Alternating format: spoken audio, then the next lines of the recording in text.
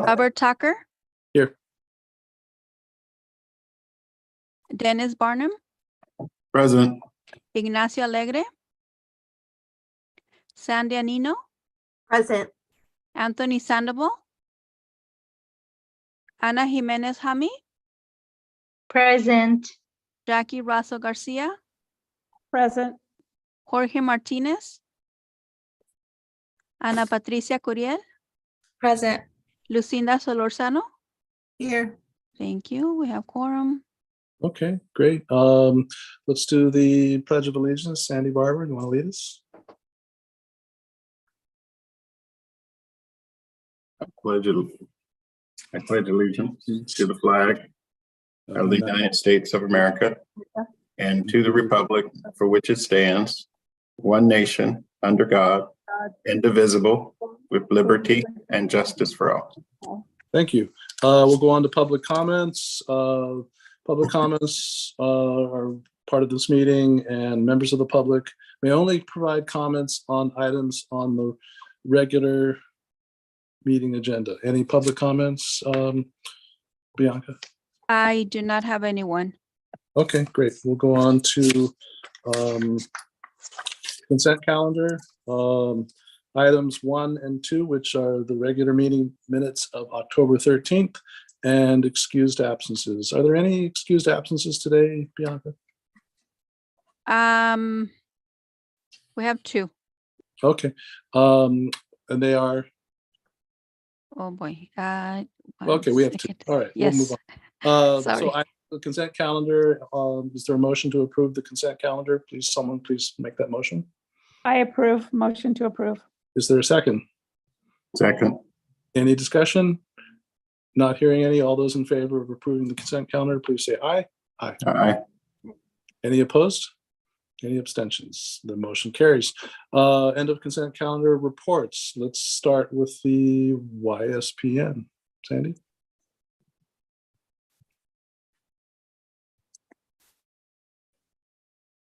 Sandy, unmute. Here you go. I'm going to go ahead and let Juan do the report out. However, I did want to mention that as a network, I think a few of us, if not all of us, went to the CWA conference.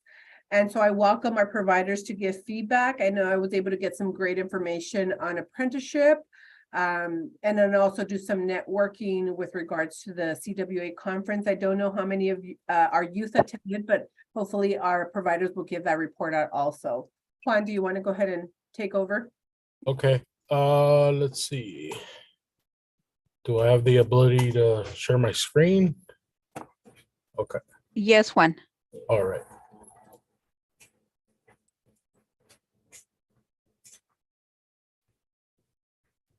All right, I believe, can everybody see this report regarding, Not yet.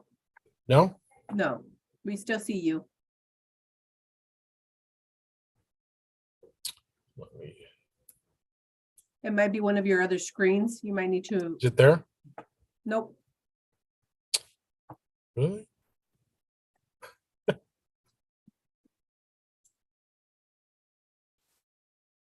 Are we there? Nope. Oh, Sometimes if you have 2 screens, it only lets you show one screen. You have to pick the appropriate screen. let's see. Should be on there.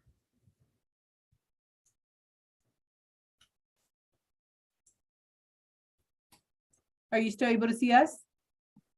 No? Please forgive the technical. You want to just give a verbal overview? Yes. So basically, just to go over some of the details in regards to the 3 providers that were providing services to Santa Ana youth as of last year, program year 21-22.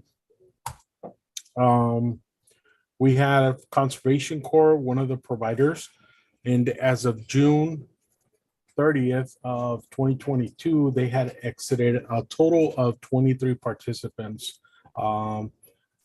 Out of those 23 participants at closure, 7 enter employment in various industries, most of them in the general service, general labor, some retail, etc. And 7 of those participants that were exited back in last program year have received some sort of credential. Most of the credentials were forklift certifications, especially for those that were going into the manufacturing service industry.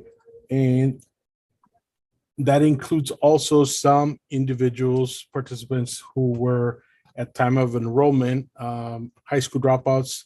They did receive high school diplomas, which are also counted as credentials. So that was Conservation Corps. And the other provider that we were working with, it was Project Kinship. Now, Project Kinship, from our reports, they exited a total of 2 program years into 1. So they had a total of 39 exits last program year. 19 of those 39 exits received some sort of credential, including high school diplomas, and 20 of them enter employment. Similar industries, service, general warehouse, etc. And last but not least, we have Orange County Therapeutic Arts Center, which exited, according to this report, a total of 31 because it included some carryovers from the previous program year. 7 of them entered employment at closure. 3 of them received high school diplomas and 1 credential. Now, some of these reports might vary a bit because we have already started completing follow-up services for them. So we are capturing through the year after exit. We're capturing data such as credentials, which they have up to a year after exit to attain that performance measure. Employment also, and see what else. I believe that's it. Now, when it comes to youth, the inter-employment performance indicator is measured in 2 different ways. For youth who enter post-secondary education or actually obtain some sort of unsubsidized employment, it counts under the same measure, which is employment. So it's a little different. And then for this program year 22-23, currently we have 2 providers. Orange County Therapeutic Arts Center, which has a total of 18 enrollments up to date, and Conservation Corps, which has a total of 22 enrollments up to date. That will be my report. If there's any questions regarding some of these numbers, I'm open to answer. And then for his report, we can definitely email it out to everyone. He does have it. We just need technical difficulties. We'll go ahead and shoot it out to you guys at the end of the meeting. Does anybody have any questions for him? I did have something I wanted to discuss. Sure, go ahead. So we, at our YSPN meeting, I was able to attend. Normally Juan takes the lead on the meetings, but I wanted an opportunity to catch up with our providers and discuss how things were going, enrollments and so forth. And one of the items I presented to them was the hope for us to attend and get involved with the National Youth Employment Coalition.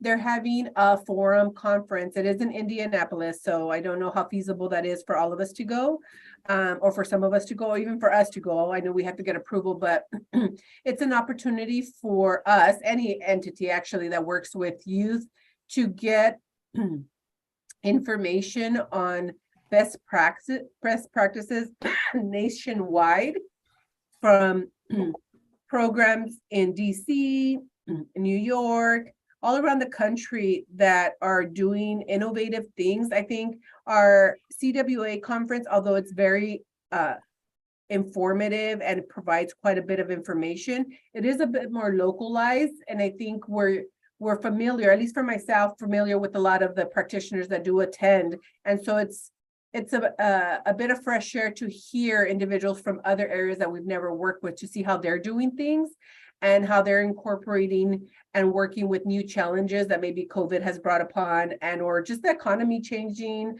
how we service youth. I think definitely needs to take a pivot.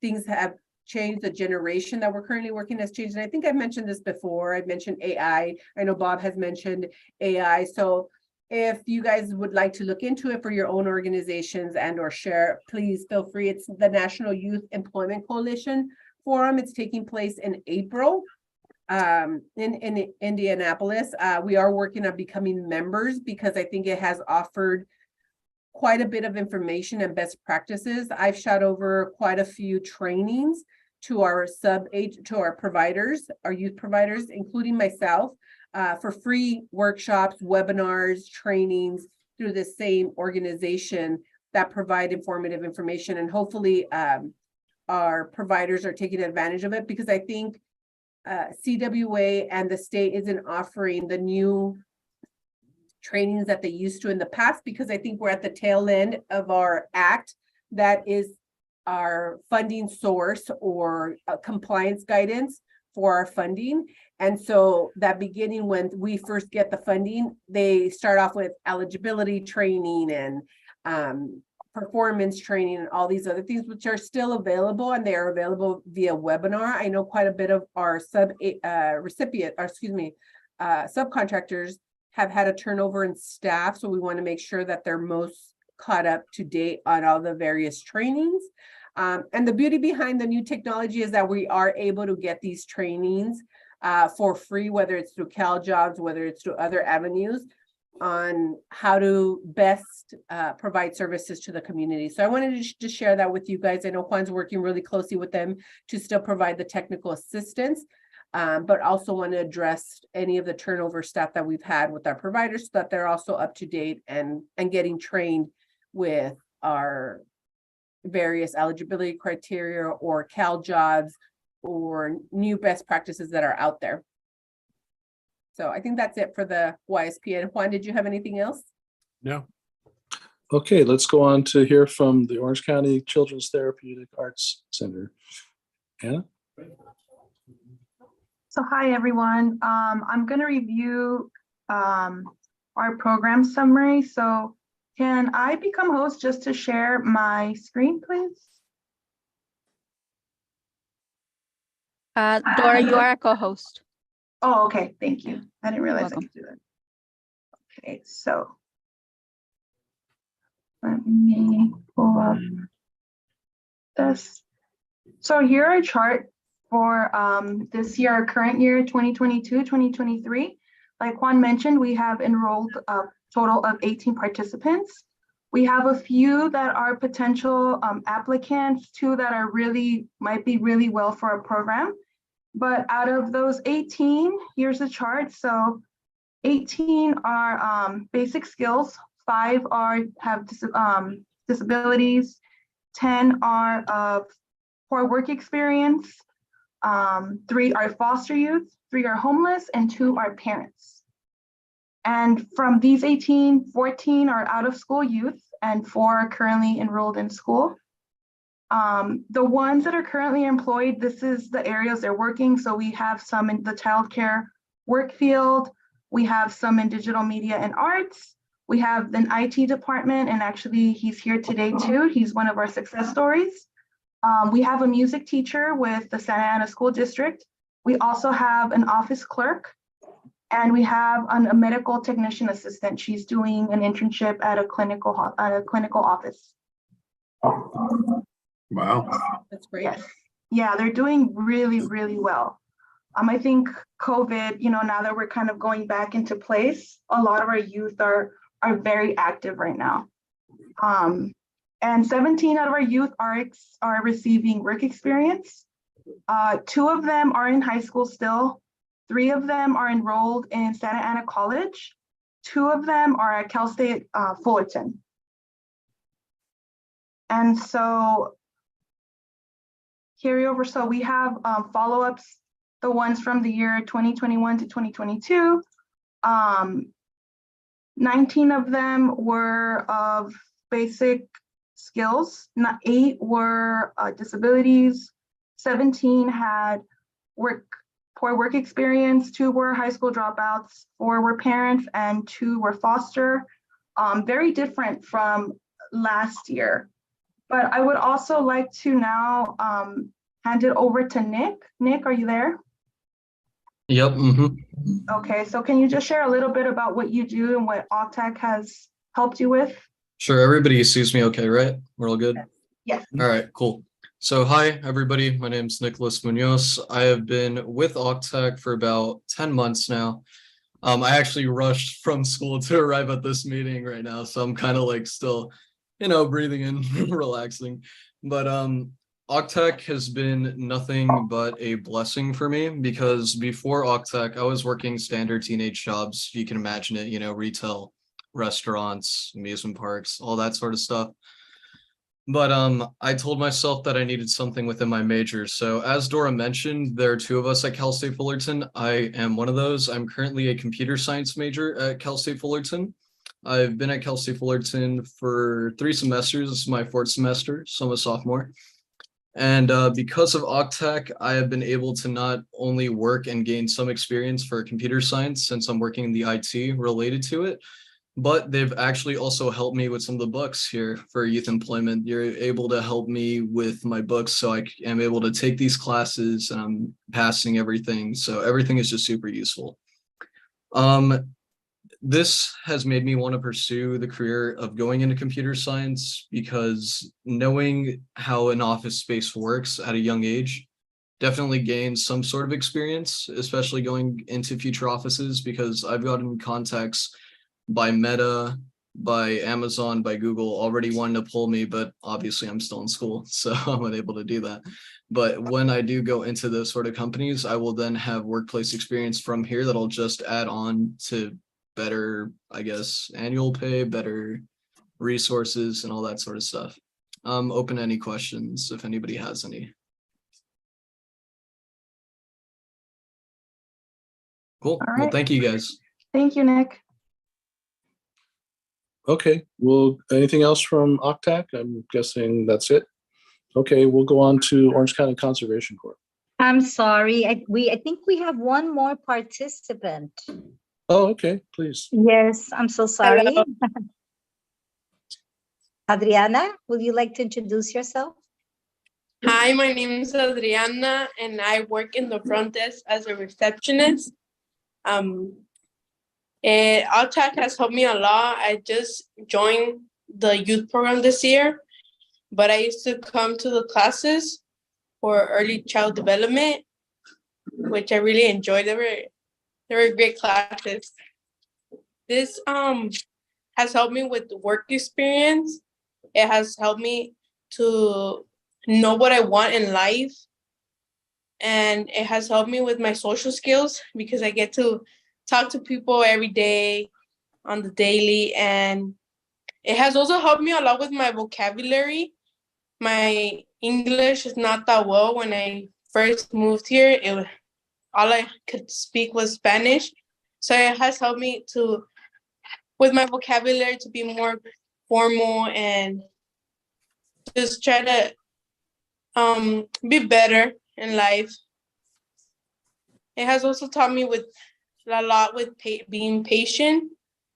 I get to help a lot of people in many things, and I feel like the youth program has helped me, even myself, to gain like some confidence for my work experience. But yeah, it has been great working here. Okay, thank you. Thank you. Anything else from anyone else would like to share from OCTAC? Okay, not hearing any. Let's go on to Orange County Conservation Corps. Hello, everyone. We have a new case manager. Her name is Jessica Flores. She is taking care of the Santa Ana WA grant. She'll be doing the report. If there's any questions, I'm gonna be assisting her. All right. Hi, everyone. Again, my name is Jessica. It's nice to meet you guys. You know, I'm sorry it's through Zoom though, but maybe one day we'll meet face to face. So I'll be. Would you like me to pull up your reports or did you want to pull them up? No, can you do that for us? Okay, yes, let me go ahead and share my screen. See if I remember how to do this.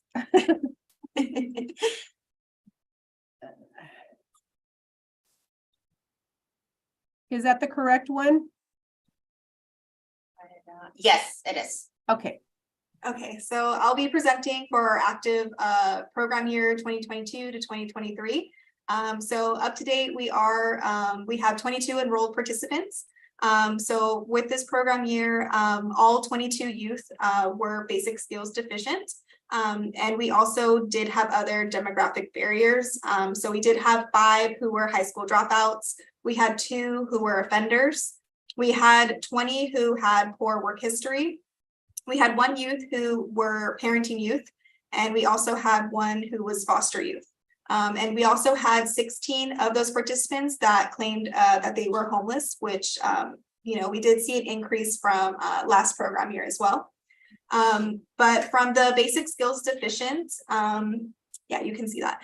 So from the 22, as I mentioned, all of them were basic skills deficient, but we did have 22 who had deficiency in reading, and we also had 21 who were deficient in math. Going down for our work experience placements, we did have other different areas than last year. So we had 1 youth who was in an IT department. We have 1 youth who was placed in our giving farm, and we had 2 youths who were in office administration. And we also had 18 participants who were in our conservation and recycling department.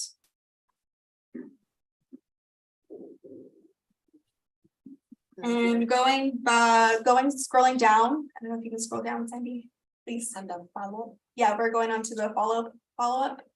Is this the correct one? Was it in the? That's the current year. I don't know. Sorry. Okay, let me go. It only gave me 1 page for this year. Oh, When I brought it up, it only has 1 from the email. And then I have this one that I was able to open up. oh, I'm sorry. So we're just gonna read it off and then we'll send it to Okay. you. Is that Okay. okay? We can always shoot it out to everyone. Okay. Okay, so from last program year, going into 2021, 2022, we did have 14 participants who are in follow-up services. So we did have all of 14 participants who were basic skills deficient. And then for their demographics, we had 5 of them who were high school dropouts, 4 who were offenders, 8 who had poor work history, 1 who were parenting youth, 1 who were participating in a 10A&F program, 12 who were homeless, 3 who had a disability, and 2 who were foster youth. And going into more depth of the basic skills deficiency, we had 14 participants who were deficient in reading, and we also had 14 who were deficient in math. But going into the certifications and credentials, we have credentials and certificates that we offer here that provide participants with career benefits, along with additional skills to empower them to be better prepared for the workforce. So we did partner with Santiago Canyon College, and we had participants who were provided courses in public works. And core members were encouraged to enroll in the program to earn a certificate of proficiency after completing 9 units. So we had 1 participant who completed 1 semester coursework, and we had 5 participants who had obtained a forklift certificate. As for their work experience placements, we had 10. Oh, I guess we're not moving. There we go. Sorry, the lights turned off. So for the work experience placements, we had 10 participants who were in our conservation and recycling projects. 2 who were in only recycling projects, and 2 who were in direct hire. Let's see here. We also had different industries that participants were employed in. So we had retail sales, which we had 1 participant who were employed there. We had 5 who were groundskeeper and landscaping. We had 2 who were in stock clerk's warehouse and 1 who was in the food service industry. And we also did have youth who were enrolled in secondary education and post-secondary education. So up to date from February 8th, 5 participants attended post-secondary education, focus on CTE certification program or a forklift certification. And going back to our active program year though, we do have 22 participants who are enrolled, but we're in the process of interviewing potential participants next week. So we should be meeting our 23 number next week. Great. Any questions? I wanted to say something. We do have a success story. His name is Brandon Higgins. He wasn't able to get the day off from work. But he kind of sent me a little story of what he has been done so far and what he gained from us here at the OCC. He was currently enrolled in the last fiscal year for 21-22. I remember him coming in here not doing well. He has been in the foster program. He was in and out until finally he was placed with his grandma, him and his brother. When he came to us, he was really going through a lot of rough times. So we got him into the Santa Ana grant. We gave him the opportunity to be part of our conservation on our crew. And he just kind of wrote a little bit paragraph that I wanted to share with you guys. He said, OCC gave me the opportunity to get more work experience, which was very helpful. During my time at OCC, I learned how to use specific hand and power tools that I didn't know before. He also learned team skills and working with others. He also was part of the Santiago Canyon College of Public Works certificate. He only did 1 semester, which he passed the class and he really learned a lot.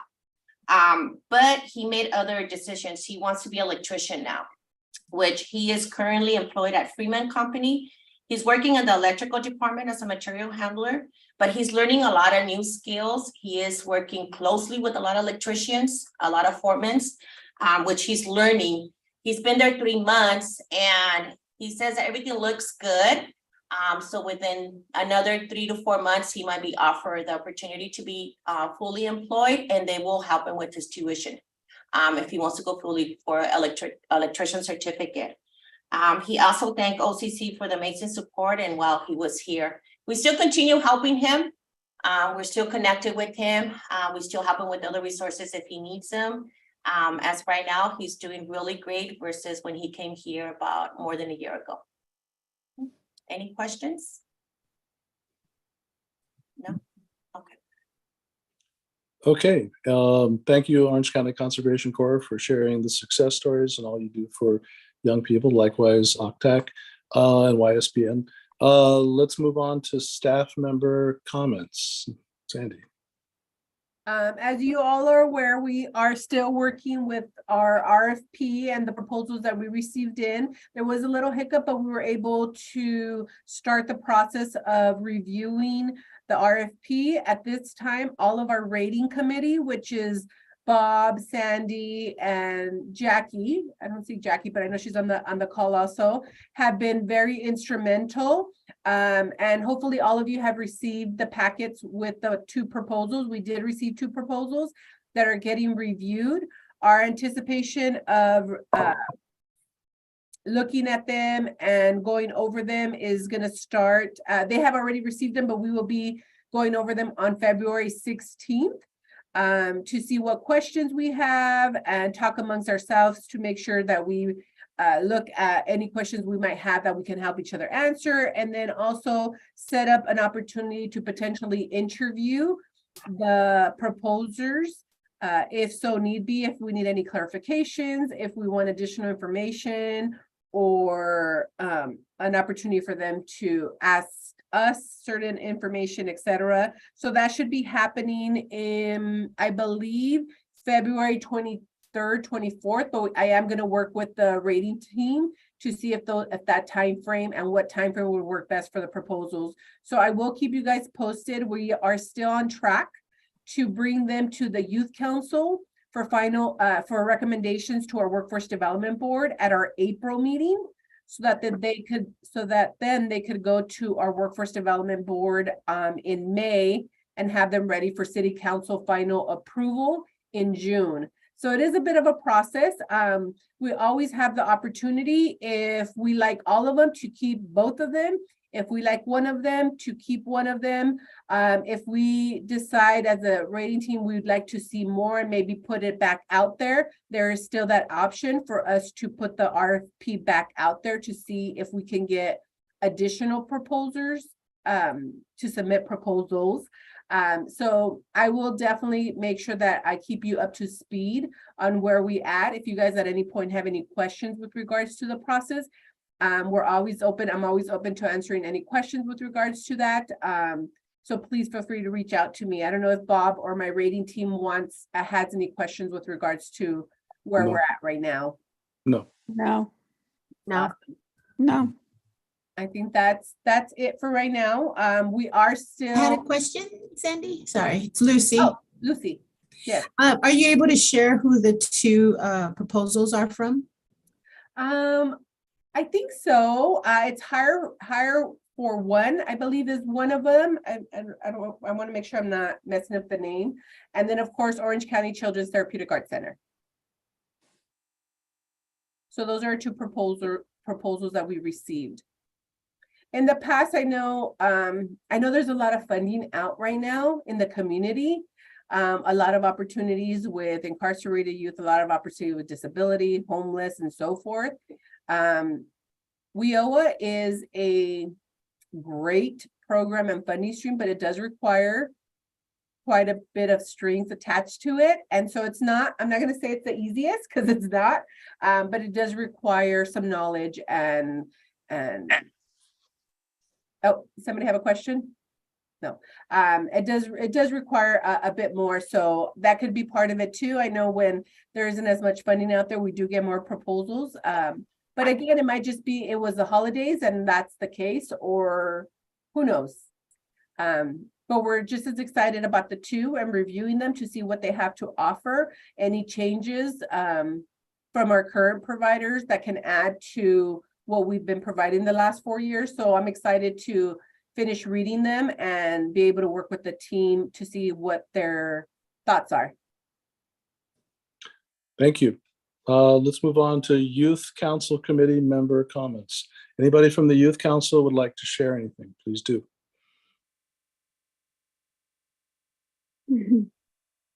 Okay, I'm not hearing any comments. I have nothing to say at this point. I'm always hoping that we'll find a way to train workers that are displaced from artificial intelligence.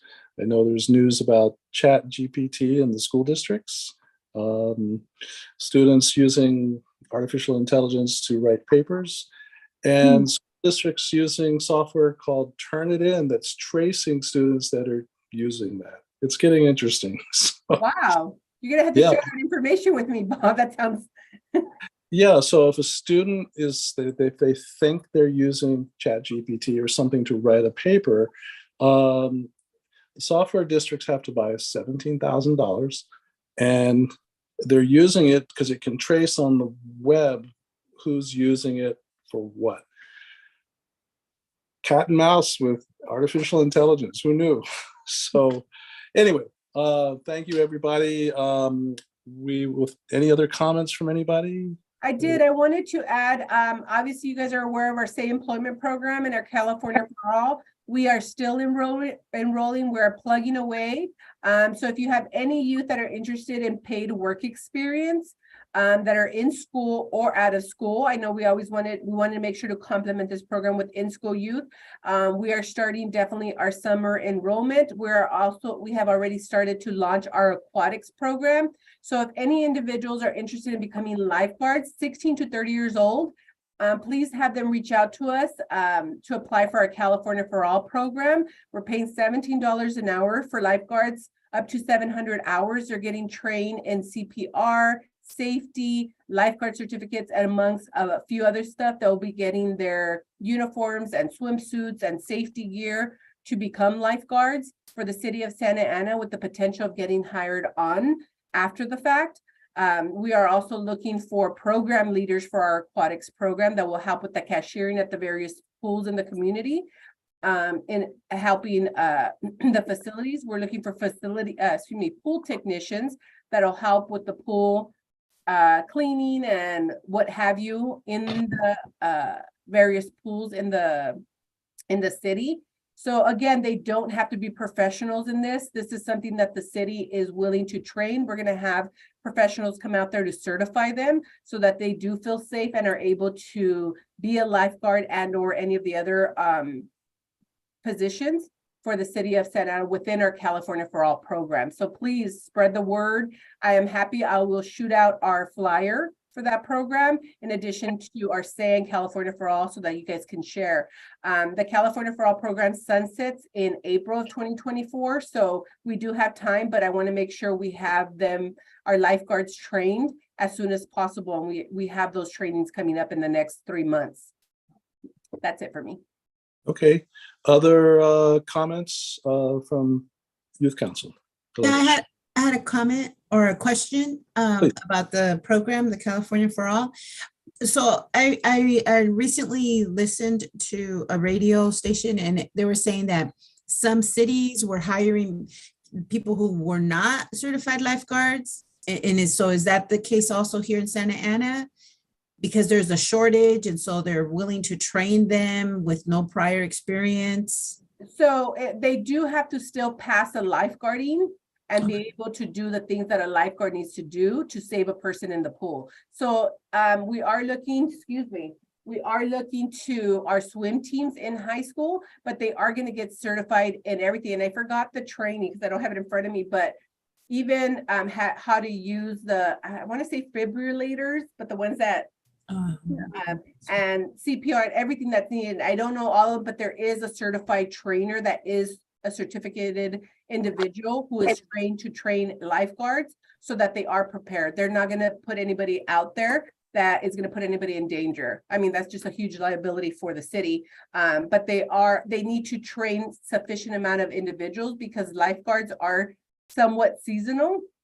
But the city of Santa Ana would like to bring that to the community so that they have a list of lifeguards that are fully certified through this particular training to offer classes on how to swim, to work the pools during the summer, whether it's for programs, classes, events, so forth, here at the city. So it is new. In the past, we were subcontracting it out, but now we're bringing it back in-house. But we need to have the staff fully certified to be able to do this. And that's where we stand right now in trying to recruit the individuals that are interested in becoming lifeguards and certified lifeguards. Awesome. That's good.